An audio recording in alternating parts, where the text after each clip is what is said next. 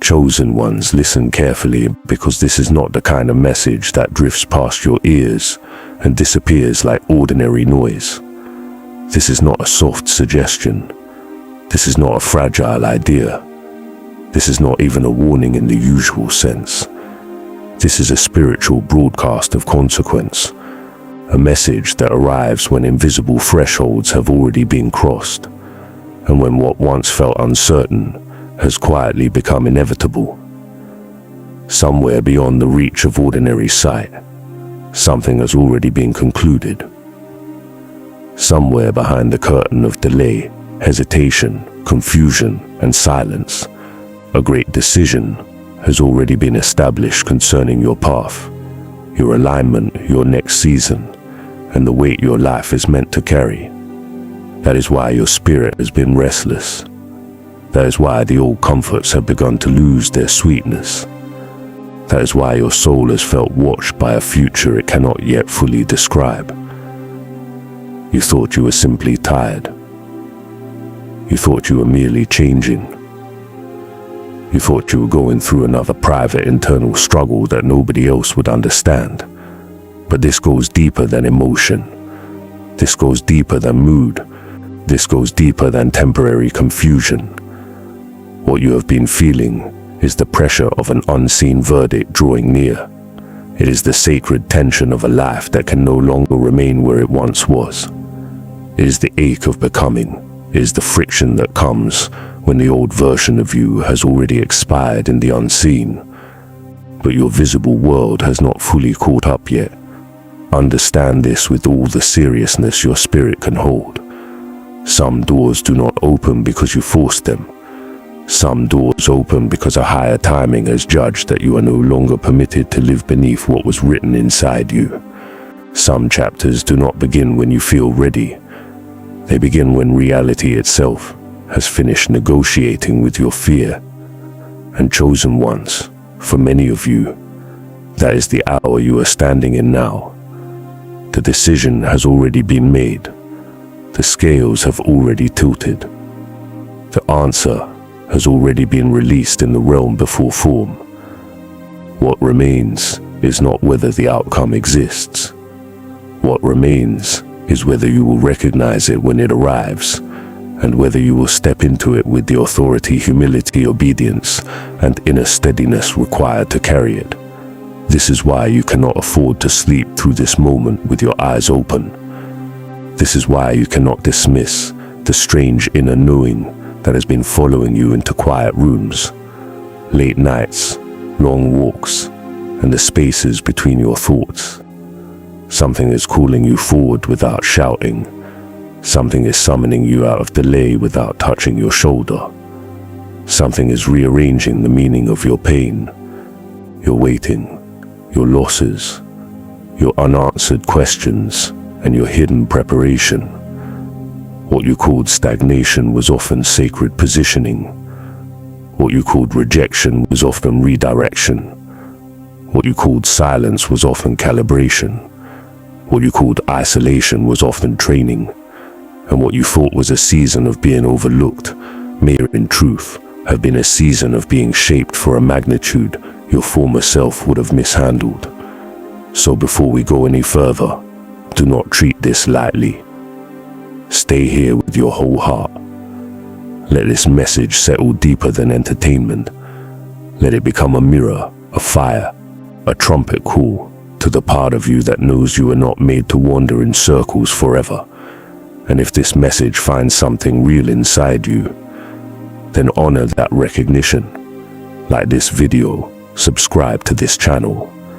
Turn on the bell notification so you do not miss the messages meant for your spirit in seasons like this. Leave a comment declaring that you are ready to receive what has already been set in motion for you. And share this video with someone whose soul has been standing on the edge of a great inner threshold, because some messages are too weighty to be kept to yourself. Now take a deeper breath. Settle your inner noise, because what you are about to hear is not merely motivation. It is recognition. It is revelation. It is the unveiling of a truth your spirit has been sensing long before your mind found language for it. Part 1. The decision was formed in silence before it ever touched your visible life. There are decisions so large that they do not arrive with noise. They arrive with pressure. They arrive with a strange stirring. They arrive with the unsettling sense that life is no longer asking your permission to stay small. Chosen ones, one of the deepest spiritual misunderstandings people carry is the belief that transformation begins when something visible finally happens. But the truth is far more mysterious than that. The greatest shifts in a human life often begin in silence, long before the physical world offers proof. They begin in the unseen architecture of timing, alignment, and inner readiness. They begin when your spirit is weighed against what it has survived, what it has learned, what it can now carry, and what it can no longer keep pretending not to know. That is why many of you have been feeling the burden of something you cannot explain. You are not imagining it. The atmosphere around your life has changed because a deeper conclusion has already been reached. In the inner chambers of destiny, your season of endless wandering has been reviewed. Your old agreements with fear have been exposed. The patterns that once delayed you have been observed. The attachments that kept you loyal to pain have been challenged. And somewhere beyond your immediate awareness, a decision has been made that your life is due for movement. Not random movement, not reckless movement, sacred movement, movement with meaning. Movement that carries the fingerprints of preparation rather than impulse. This is why certain things no longer fit you, even if they once felt natural. It is why some conversations now feel exhausting. It is why some environments suddenly feel too narrow for your breathing. It is why certain ambitions that once excited you now feel strangely empty. You are not broken because the old satisfactions no longer satisfy. You are awakening to the reality that something greater has already called your name. There is an internal verdict that has declared you incompatible with your former limitations. And whenever that happens, the soul begins to resist anything that asks it to pretend it has not outgrown what it has already outlived. Silence is not the absence of movement. Silence is often where decisions ripen. Silence is where your next life gathers density before it takes form. Silence is where the old scaffolding begins to crack without public announcement. Silence is where identity is stripped of performance, so purpose can stand up without disguise. Many people fear silence because they mistake it for emptiness. But chosen ones, silence is often the birthplace of irreversible change. It is where the noise of other people's opinions loses power. It is where shallow validation stops tasting sweet. It is where your inner hearing becomes sharp enough to distinguish between what flatters you and what actually summons you.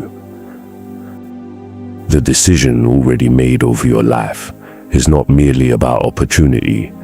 It is about congruence. It is about your outer life being called into alignment with what your soul has known in fragments for a very long time. You were never meant to remain divided between your deeper calling and your smaller habits. You were never meant to keep negotiating with a version of yourself that was built mainly around survival. Survival may have been necessary in one season, but it cannot become your permanent identity. There comes a point where the soul does not simply want safety, it wants truth. It wants wholeness. It wants the courage to live in a way that no longer betrays what has been revealed within.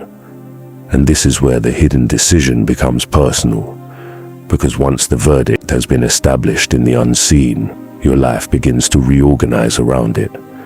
Things will leave, things will shake, things will expose themselves. Some illusions will collapse, not because you are cursed, but because they are no longer allowed to escort you into the life that is waiting. Some comforts will dry up not because abundance has forgotten you, but because false stability can become a prison when your spirit has already been cleared for expansion. The very discomfort you have been resisting may actually be evidence that the decision has already gone into effect. So if you have felt pressed, do not panic. If you have felt stripped, do not assume you are being abandoned. If you have felt like life has been quietly separating you from what once defined you, do not misread the moment. You may be standing inside the sacred aftermath of a decision already made on your behalf, not to diminish you, but to elevate you, not to confuse you, but to refine you, not to punish you, but to free you from everything that could not go where you are being led. The question now is not whether the decision exists. The question is whether you will stop demanding visible proof before you allow your soul to respond. Because sometimes the first act of obedience is not action. It is recognition. It is saying, even before you understand every detail, that something profound has shifted, and you are willing to stop clinging to the shell of an expired life. Part 2. Your former self was not rejected, it was completed. One of the most painful parts of spiritual transformation is that it often feels like loss before it feels like liberation. Chosen ones, when a great decision has been made over your life, it does not merely open a door in front of you, it also closes a version of you that cannot follow you where you are going. And because human beings often confuse familiarity with identity, this closing can feel terrifying. It can feel as though you are disappearing. It can feel like you are being emptied. It can feel like the things that once made you recognizable, useful, safe, or wanted are being taken from you one by one. But hear this clearly. Your former self is not being rejected. Your former self is being completed. There is a profound difference between something being destroyed and something being fulfilled. Destruction is meaningless tearing. Fulfillment is a process that has reached its rightful end. The old version of you did what it was meant to do. It carried you through seasons of uncertainty. It adapted when it had to. It learned how to survive confusion, heartbreak, limitation, disappointment, and misunderstanding. It found ways to function in worlds that did not always know how to honor your depth. It wore armor because the hour required armor. It learned silence because the environment was not always safe for truth. It shrank because expansion would have drawn attacks you were not yet ready to withstand. But chosen ones, honoring what that version did for you, does not mean you are meant to live there forever. The soul suffers when it is forced to continue living in identities that were only meant for temporary protection. Many people live their whole lives from outdated emotional architecture. They keep wearing masks that once shielded them but now suffocate them. They keep replaying smallness because it once kept the peace. They keep apologizing for their depth because at one time it helped them remain acceptable. They keep lowering their inner standard because it once felt safer to belong than to become. But a decision has been made concerning you, and part of that decision involves the expiration of every identity that was built merely to endure what you have now outgrown. That is why grief may accompany this transition. You may grieve the person who tolerated less because they did not yet know what was possible. You may grieve the person who begged for clarity from places that could only offer confusion. You may grieve the version of yourself that mistook endurance for purpose and silence for peace. You may grieve the version that kept hoping people would finally recognize what they were never equipped to understand. And that grief is not weakness, it is sacred witness. It is your spirit honoring the road you walked without deciding to live on that road forever. Transformation is not only about gaining new things, It is also about releasing expired definitions. It is about stepping out of emotional clothing that no longer fits the magnitude of your becoming. It is about allowing your inner life to be rearranged so that your outer life can eventually reflect a more truthful structure. You are not losing yourself. You are losing what was never meant to be permanent. You are not becoming less familiar to yourself because you are broken. You are becoming more truthful to yourself because the false scaffolding is being removed. And this is where many chosen ones hesitate. They keep trying to drag former identities into future seasons. They keep trying to preserve habits, roles, relationships, patterns, and emotional negotiations that belong to an earlier chapter. But the great decision that has been set in motion over your life is not interested in decorating your former self. It is interested in liberating your truest self. It is not here to make your old coping structures more comfortable. It is here to call you into a deeper integrity. It is here to teach you how to stand without shrinking, how to love without abandoning yourself, how to serve without erasing your boundaries, how to move with humility without living in self-negation. The completion of your former self is not the end of your worth. It is the end of your fragmentation. It is the beginning of a life in which you no longer have to betray your knowing in order to remain accepted by systems that benefited from your hesitation. The old you was brave. The old you was necessary. The old you deserves compassion, gratitude, and tenderness, but the old you is not the final expression of who you are. That version carried the lantern through the cave. This next version is being asked to walk into daylight. So do not cling to identities simply because they are familiar. Do not mistake emotional nostalgia for spiritual truth.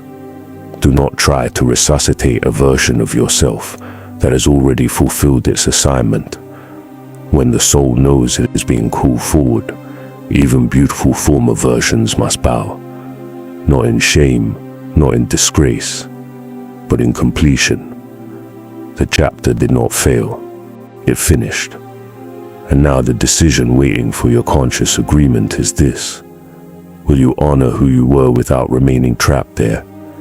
Will you bless the former self and still let them go? Because some thresholds do not open until you stop introducing yourself by your old wound. Part 3.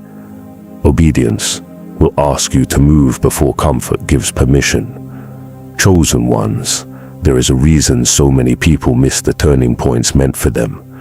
It is not always because they are unworthy.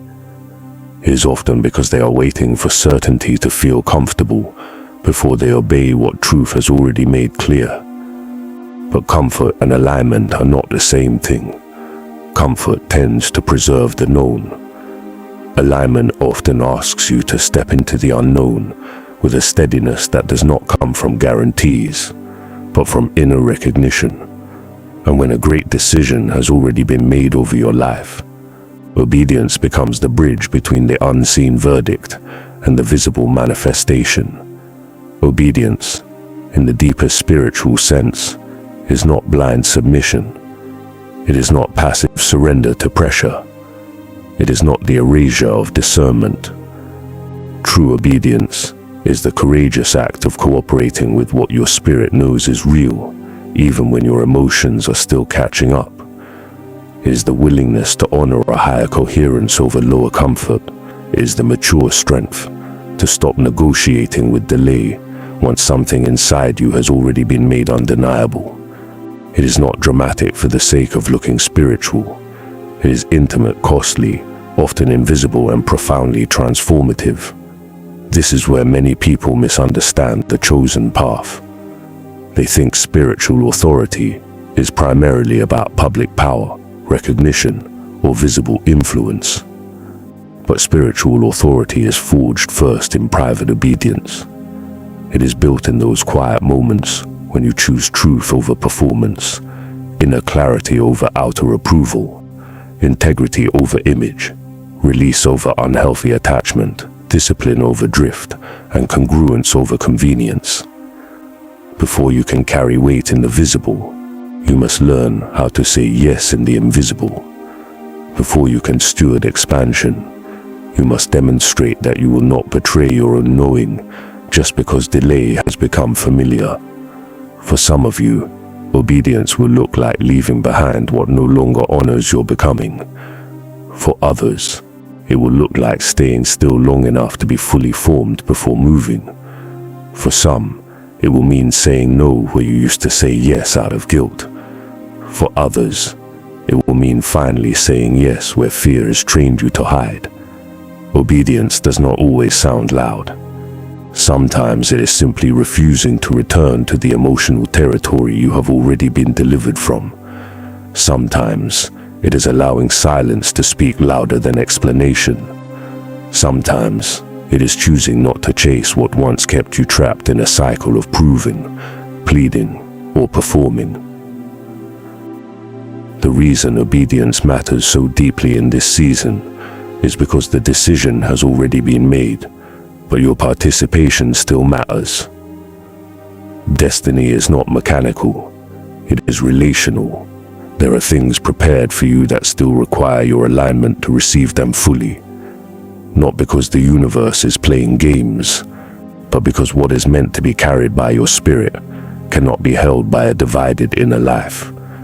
The future that belongs to you cannot be stewarded by constant self-betrayal.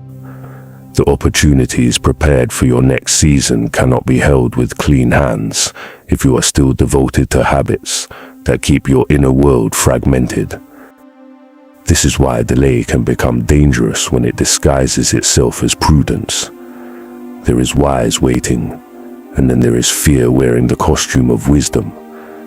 There is real discernment, and then there is hesitation pretending to be maturity. Chosen ones, your spirit already knows the difference. There are things you are still praying about that, in truth, have already been made clear. What remains unclear is not the direction. What remains unclear is whether you are willing to honor the direction without needing every detail in advance. That is where obedience becomes holy. It requires trust in the integrity of what has been revealed, rather than addiction to perfect control. When you obey what is true, something extraordinary happens inside you. Fragmentation begins to heal. Your energy stops leaking into endless inner argument. Your confidence becomes cleaner because it is no longer inflated by performance or depleted by pretending.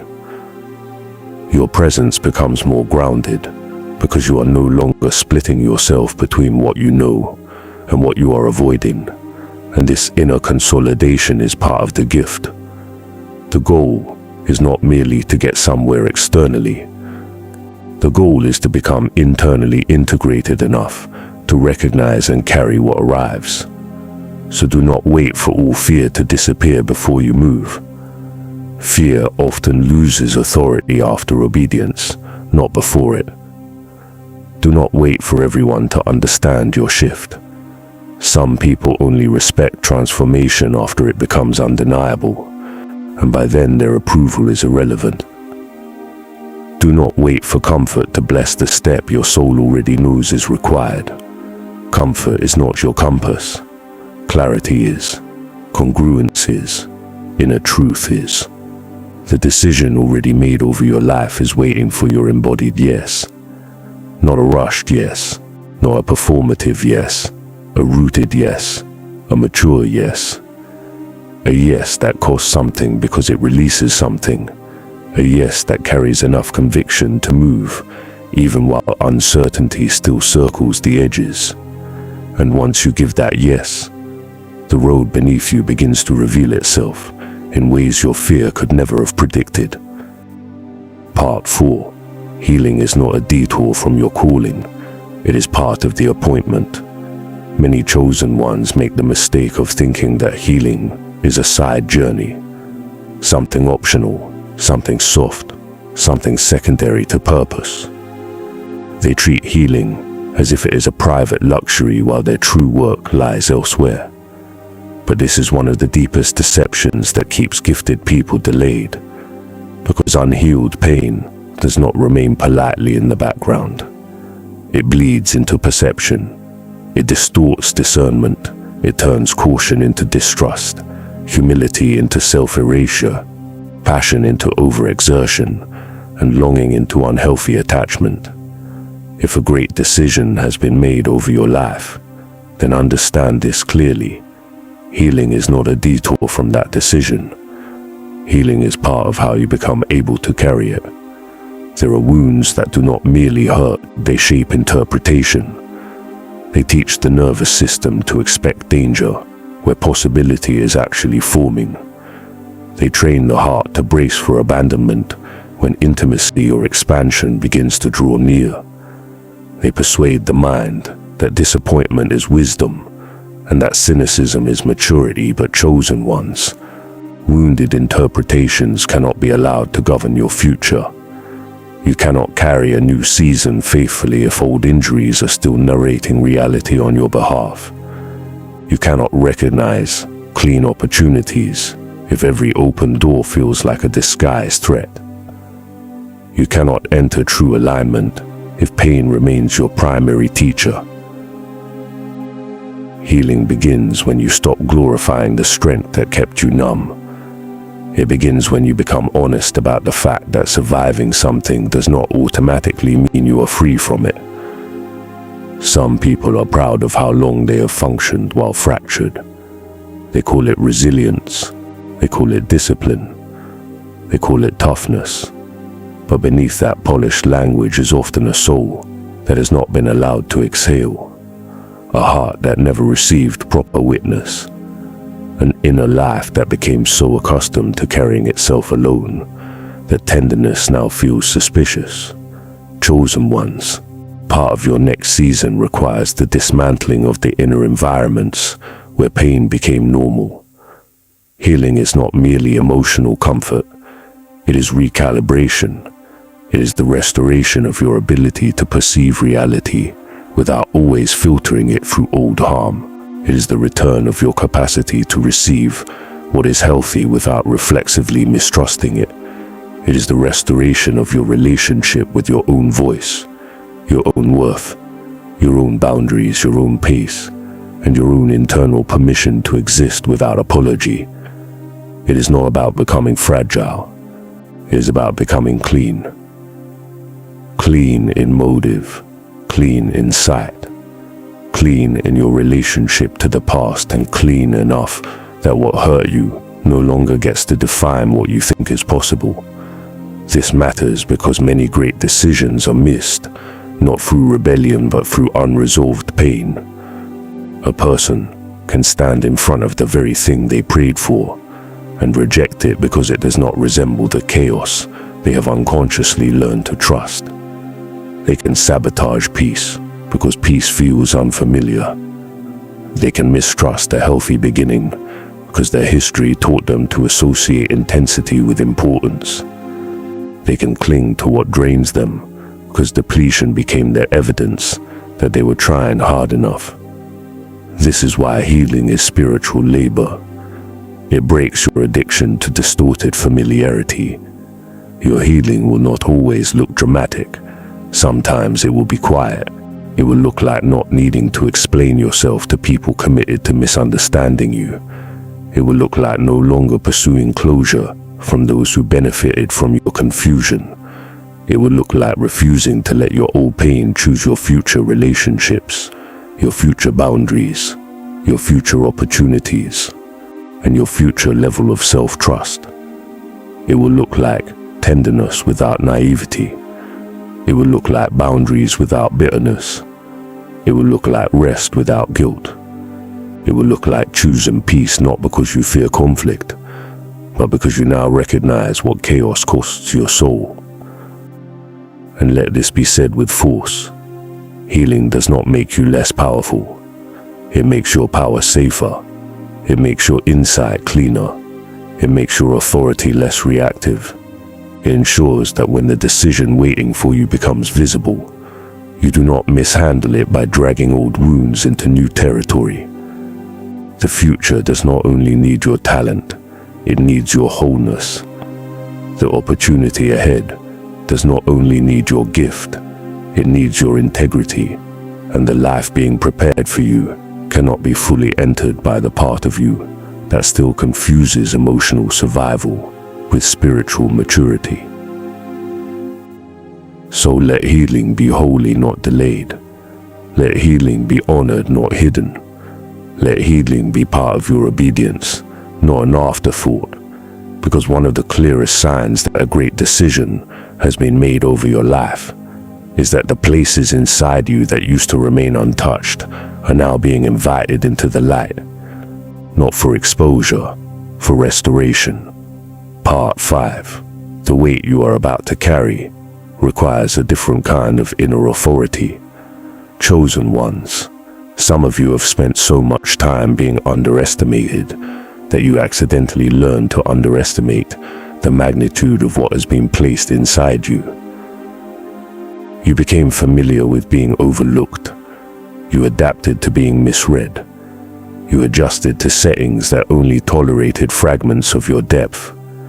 And over time, you may have mistaken invisibility for insignificance. But the decision already made over your life is not only about movement, it is also about authority. Not noisy authority, not borrowed authority, not the fragile kind that depends on dominance, applause, control, or image. A deeper authority, the kind that comes from alignment, self-possession, tested integrity, and the refusal to abandon truth just because comfort or popularity would be easier. Inner authority is what allows a person to stand steady when external conditions are still rearranging themselves. It is what allows you to remain rooted when timing stretches longer than preference. It is what keeps you from begging at doors that were never designed for your entrance. It is what teaches you that desperation is not the same as devotion, and that urgency is not the same as destiny. When you have inner authority, you stop relating to life like a stranger to your own calling. You stop shrinking in rooms where your spirit has already been prepared to stand. You stop treating your assignment like a favor that must be earned through self-neglect. You begin to inhabit your life with a cleaner posture. This authority is not ego. Ego wants to be seen. Authority is willing to remain unseen while it is being forged. Ego performs certainty to avoid feeling vulnerable. Authority can remain quiet because it is not trying to convince everyone. Ego depends on comparison. Authority depends on congruence. Ego inflates the self because it is secretly unstable. Authority deepens the self because it has faced instability and learned not to worship it. Chosen ones, do not confuse the loudness of people with the legitimacy of their power. Some of the most spiritually potent people move with remarkable restraint because their strength no longer needs constant advertisement. The reason this matters now is because the next season of your life may require more from you than desire alone can sustain. It may require you to hold vision without immediate validation. It may require you to accept responsibility without constantly receiving reassurance. It may require you to lead, decide, discern, create, protect, speak, or withdraw with a level of maturity that your former patterns were not built to maintain. You cannot carry greater weight with a scattered inner world. You cannot hold larger assignments while still handing your sense of self to the opinions of whoever speaks most loudly around you. Inner authority grows when you become responsible for the stewardship of your energy, your attention, your language, your boundaries, and your commitments. It grows when you stop acting as though everything deserves access to you. It grows when you realize that discernment is not coldness, and restraint is not passivity. It grows when you choose substance over spectacle. It grows when you stop letting emotional turbulence dictate the quality of your decisions. It grows when you become trustworthy to your own spirit. That last part matters more than many people realize. A person who cannot trust themselves to honor what they know will always feel internally unstable, no matter how gifted they are. This authority also changes the way you interpret delay. Instead of seeing delay as proof that you are forgotten, you begin to see it as a place where depth is being formed. Instead of chasing visibility to soothe anxiety, you allow yourself to be shaped. Instead of forcing recognition, you prepare your character for the very thing you claim you want. Because chosen ones, what would it mean to receive more influence, more access, more responsibility, more expansion, and still operate from the same fragile self-concept that once begged for crumbs? The decision ahead does not merely want to bless you, it wants to mature you. There are rooms, relationships, assignments, and manifestations that require you to stop entering life as though you are still waiting for permission to exist fully. You have to learn the discipline of self-possession. You have to stop dissolving your center in order to keep others comfortable. You have to learn how to carry reverence without shrinking, confidence without arrogance, sensitivity without confusion, and power without spectacle. That is spiritual authority. It is not about being above others. It is about no longer abandoning your place within yourself. So if you feel the weight increasing, do not assume it means you are failing. Weight often increases where capacity is being trusted. Depth is not punishment. Responsibility is not rejection. Pressure is not always opposition. Sometimes it is initiation. Sometimes it is the training ground where inner authority becomes strong enough to carry what the next season will place in your hands. And when that authority is formed, you no longer greet opportunity like a trembling outsider. You meet it like someone who has already become large enough within to carry it with clean strength. Part 6. Divine timing does not mean passive waiting. It means sacred readiness. There is a cruel misunderstanding that has kept many sensitive and spiritually aware people trapped for years. The belief that timing is something you simply sit beneath like weather, with no responsibility except endurance. But chosen ones, sacred timing is not passive. It is participatory. It is not an excuse for stagnation. It is an invitation into readiness. When a great decision has already been made over your life, timing is not only about when the door opens, it is about whether your inner life has been prepared to recognize, receive, and sustain what comes through the door when it does. Divine timing is not delay for its own sake. It is sequencing. It is intelligence. It is the precise arrangement of maturity, circumstance, exposure, healing, alignment, and capacity. Many people want the event without the formation. They want arrival without consecration. They want manifestation without becoming. But the deeper wisdom of timing understands that a blessing received too early can become a burden, and a door entered without preparation can expose fractures you are not yet willing to address. Timing is not withholding. Timing is protection, refinement, and precision. It is the art of your life being unfolded in the order your spirit can truly honor. This is why the waiting season can feel so intense. It is not empty. It is full of invisible construction. It is full of internal rehearsal. It is full of hidden separations. It is full of adjustments you may not notice until later. The waiting season teaches you whether you will remain faithful to truth when results are not immediate. It reveals whether your discipline was rooted in love or merely in the desire for quick reward. It shows you whether your vision is clean enough to survive stretches of ambiguity. It exposes whether you were committed to the path or only addicted to the emotional thrill of early momentum. Chosen ones, readiness is built in these quieter stretches. It is built when nobody applauds the internal work. It is built when you continue refining your mind, your habits, your discernment, your honesty, your boundaries, and your devotion to what is real, even though the visible breakthrough has not yet arrived. Readiness is built when you stop treating the unseen season as wasted time. It is built when you realize that every day of alignment matters, not only the day of manifestation. It is built when your soul becomes steady enough to hold blessing without panic, movement without chaos, recognition without inflation, and change without self-abandonment. This is where sacred timing becomes active rather than passive. You begin asking different questions. Not only when will it happen, but also, who am I becoming while it approaches? Not only, why is this taking so long? But also, what is being made strong in me that I could not have rushed? Not only where is the opportunity, but also, am I internally prepared to greet it in truth? These are questions of readiness.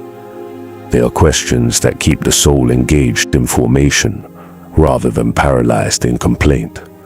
And make no mistake, timing can require courage. Because sometimes the sign that the hour is near is not that life becomes easier. Sometimes the sign is that the old life becomes impossible to continue. The threshold begins to narrow. The excuses begin to taste stale. The procrastination begins to feel heavier than the leap itself. The inner summons becomes louder than your attachment to delay. That is often how timing announces itself. Not with a perfect roadmap, but with an increasing inability to remain unchanged. The season itself starts pressuring you toward congruence. When the moment comes, readiness is what allows you to move without collapsing under the weight of the shift. Readiness is what helps you distinguish a real opening from a flattering distraction. Readiness is what keeps you from sabotaging the very thing you prayed to receive. Readiness is what ensures that when life says now, your soul does not answer from panic, but from grounded recognition. So do not dishonor this season by calling it empty. Do not insult your becoming by measuring it only through external proof. Do not reduce sacred timing to impatience decorated with spiritual language. The decision has already been established. The timing is not mocking you. It is ripening you. It is giving your inner world the structure necessary to carry the next expression of your life without shattering under its own answered prayers. Stay ready in your language. Stay ready in your habits. Stay ready in your integrity. Stay ready in your self-trust. Stay ready in your capacity to release what no longer belongs. Because when the hour fully arrives, it will not be the frantic who enter well. It will be the prepared. Part 7. The final threshold is not about deserving more. It is about agreeing to become fully visible to your own soul. At the deepest level, the final threshold before a major spiritual shift is rarely about proving your worth. Chosen ones, you were never asked to earn your essence. You were never asked to manufacture your sacredness through exhaustion. You were never asked to validate your destiny by bleeding endlessly for the approval of those who cannot recognize what they did not build within themselves. The final threshold is more intimate than that. It is about agreement. It is about whether you are willing to stop hiding from your own magnitude. It is about whether you are ready to become fully visible to your own soul.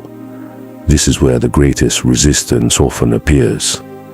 Not because the future is absent, but because visibility changes responsibility. Once you truly see who you are becoming, you can no longer comfortably return to the habits, relationships, excuses, and internal bargains that kept your life emotionally manageable, but spiritually diminished. Self-revelation is costly. It removes the innocence of pretending you do not know. It ends your romance with half-living. It confronts you with the truth that your spirit has always been carrying more depth, more sensitivity, more authority, more purpose, and more consequence than your smaller self wanted to admit. Many people say they want transformation, but what they really want is improvement without exposure. They want change that does not disrupt their disguise. They want expansion that does not require self-confrontation. They want the benefits of alignment without the vulnerability of honesty. But chosen ones, the final threshold does not open to image management. It opens to truth. It opens when you become willing to look at yourself without flattery and without shame. It opens when you can finally say, I see the places where I abandoned myself. I see the places where fear became my language. I see the places where I kept dimming my light, so I would not have to face the responsibility of carrying it. And I am willing to stop. This is where spiritual revelation becomes deeply personal, not abstract, not poetic only, personal. It is the moment your soul stops feeling like a mystery you admire from a distance and becomes a reality you are prepared to inhabit. You begin to recognize your patterns without worshipping them. You begin to feel your depth without dramatizing it. You begin to carry your sensitivity as intelligence rather than as a curse. You begin to accept that your life has consequence, that your choices have weight, that your energy is not trivial, that your presence changes atmospheres, and that your agreement with truth matters more than your performance for the crowd. The reason this agreement matters so much is because the decision already made over your life cannot be fully lived by a person committed to remaining hidden from themselves.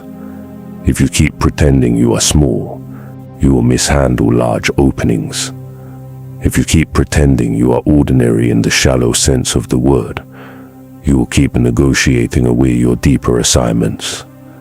If you keep framing your intuition as overthinking, your standards as pride, your boundaries as selfishness, and your calling as fantasy, then the future prepared for you will feel perpetually out of reach, even when it stands directly in front of you. To become visible to your own soul is to stop gaslighting your own knowing. It is to stop requiring unnecessary suffering before you believe what your inner life has been telling you with patience for years. It is to stop searching outside yourself for constant confirmation of what has already been marked within. It is to stop calling your deepest truth too much, simply because the environments around you preferred your convenience over your fullness. It is to stand before yourself and say with tenderness and force, I accept the life that is calling me. I accept the becoming that has been asking for my agreement. I accept that this next chapter requires a version of me who no longer hides from what is real. This final threshold will ask for courage, because visibility dismantles excuses, but it will also bring relief, because there is a great exhaustion that comes from spending years running from your own depth. There is a hidden fatigue in constant self-minimization. There is a spiritual weariness in carrying a large calling while pretending it is small enough to postpone forever. The moment you agree to become visible to your own soul, something inside you exhales. The war between your knowing and your avoidance begins to end. Energy returns. Clarity sharpens. Direction gathers force. Peace stops feeling distant because division is no longer in charge. And that is the threshold before you now. Not a test of whether you deserve more love, more life, more purpose, or more expansion. A threshold of agreement, a threshold of honesty, a threshold of sacred self-recognition. The decision has already been made. Now the question is whether you will meet it as someone still hiding, or as someone finally willing to stand in the full light of what has always been true. Closing declaration. Chosen ones, if this message has stirred your spirit, it is because something in you already recognizes the sound of truth. This was never about entertainment. This was never about dramatic language for its own sake. This was a summons. This was a trumpet across the inner landscape of your life. This was a declaration that the waiting, the shaping, the stripping, the healing, the silence, the pressure, the confusion, and the strange sacred restlessness were not meaningless. They were all part of a larger movement that has now reached a point where it can no longer remain hidden from you. Hear this final declaration and let it land with full weight. The decision has already been made. The old version of your life is no longer the final authority. The delay is not the author of your story. Your fear is not the highest voice. Your past is not the final witness. Your wounds are not the throne. Your smallness is not the truth. A greater alignment has already spoken. A deeper timing has already moved. A sacred reordering has already begun. And the life now calling you will not be entered through panic, pretending, self-abandonment, or endless postponement. It will be entered through recognition, obedience, healing, readiness, inner authority, and the courage to agree with what your soul has known all along. Let this be the moment you stop asking whether you are allowed to become who you were written to be. Let this be the moment you stop introducing yourself by your old limitation.